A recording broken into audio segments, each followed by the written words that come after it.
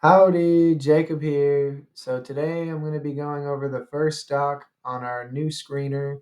Our very first screener will be dividend yield. Again, this will likely be for people that just want excess dividends and free cash flow, or more importantly, people that may be close to retirement or in retirement that want that extra dividend to live off of. And so the screener that I did was earnings per share growth over the next 5 years, a forward PE that's just profitable. They just make some money. Can be 10 cents on their $1 billion revenue, just needs to make something. And then a dividend yield of over 4%. If we have $1 million here, 4%, you're making 40K a year. So my present value calculator of stocks will take dividends into account.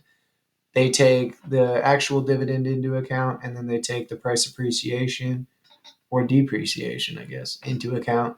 And so the first company I'll be doing is Ambev. They are a manufacturing company of beverages based out of Brazil.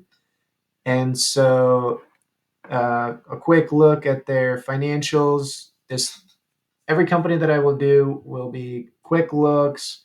Won't be anything. We're at a very high level view.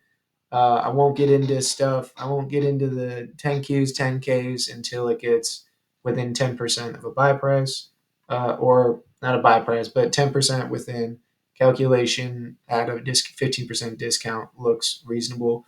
And so we can see that 2013 to 2015 decreased a little bit, 2016 increased a little bit, up and down quite a little bit, but we're looking at a $43 billion company, so pretty huge, out of Brazil.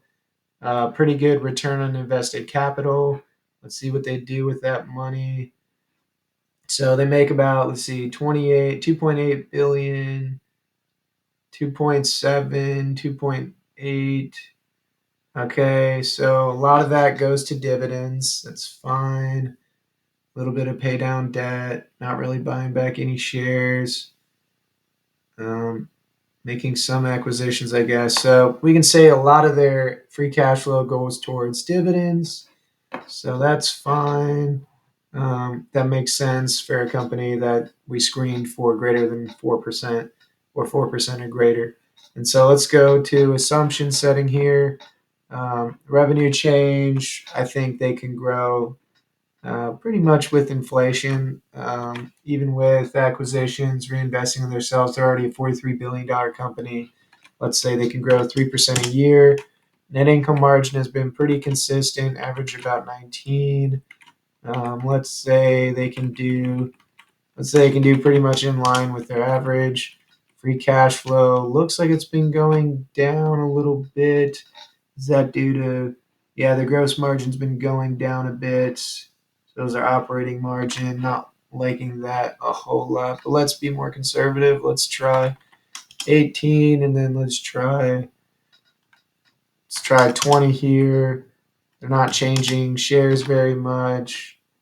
They're barely buying back any. Stock based is marginally nothing in comparison to how many shares they have. So we can assume roughly no change. Terminal PE, I'm sure they have a little bit of a moat.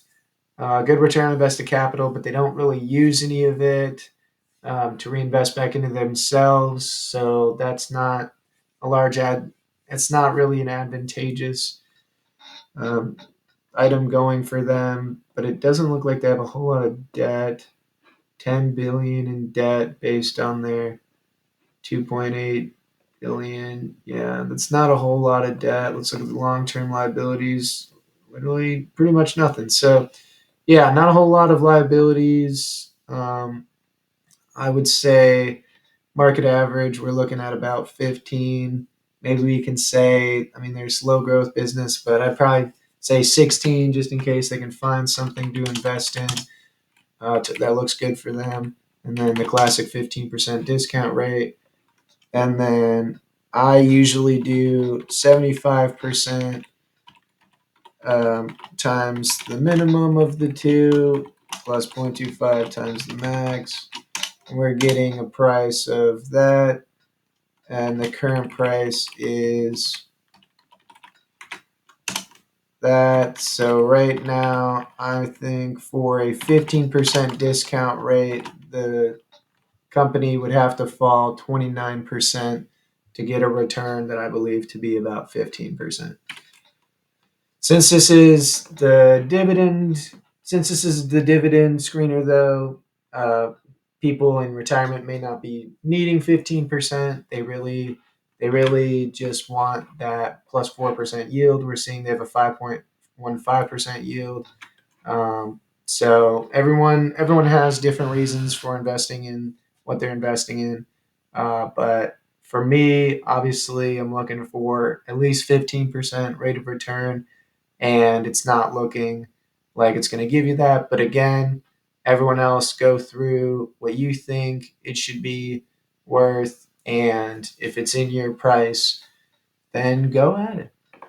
So hope everyone has a good rest of their day. Thank you.